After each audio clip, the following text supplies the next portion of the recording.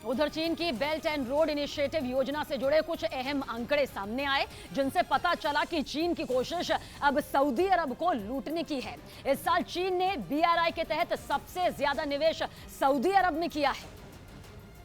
और अब तो विकास के सुनहरे सपने दिखाने के लिए खुद शी जिनपिंग सऊदी अरब जाने वाले हैं।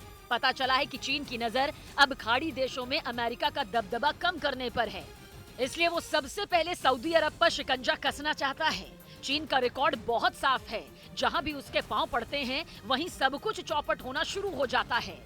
इस बार चीन के निशाने पर सऊदी अरब है।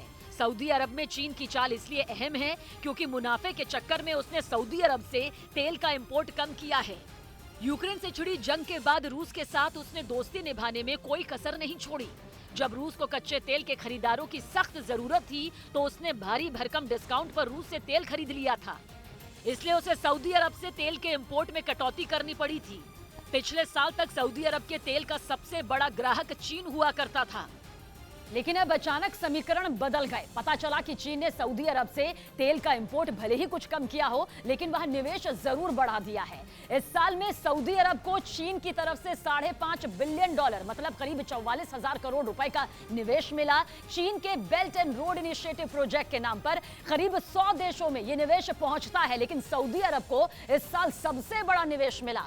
हैरानी की बात यह है कि पाकिस्तान को हर साल जितना निवेश मिलता है उसमें कमी कर दी गई। यहां तक कि रूस से भले ही चीन ने तेल का इंपोर्ट किया हो, लेकिन रूस में भी अलग अलग प्रोजेक्ट के नाम पर होने वाला निवेश काफी कम हो गया। और सऊदी अरब में निवेश बढ़ने की घटना इसलिए भी खास है क्योंकि हर साल जितनी रकम चीन इस प्रोजेक्ट के नाम पर निवेश करता है, इस साल उसमें भारी कमी आई। पिछले साल के शुरुआती महीनों में चीन ने अपने इस प्रोजेक्ट में $84.2 बिलियन का निवेश भी किया था।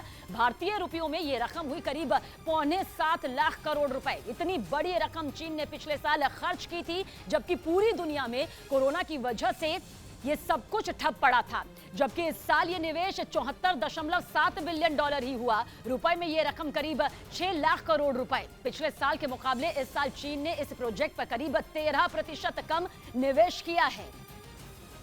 लेकिन हैरानी की बात यह है कि प्रोजेक्ट पर कुल निवेश कम होने के बावजूद चीन ने सऊदी अरब में निवेश कहीं ज्यादा बढ़ा दिया।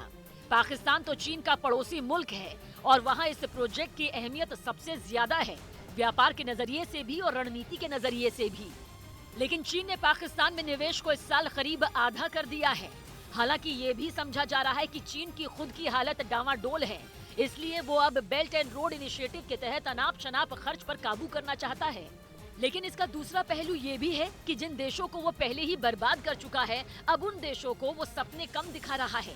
इसलिए उसका मकसद अब सिर्फ नए शिकार ढूंढना है, यानी सऊदी अरब चीन का सबसे नया शिकार है।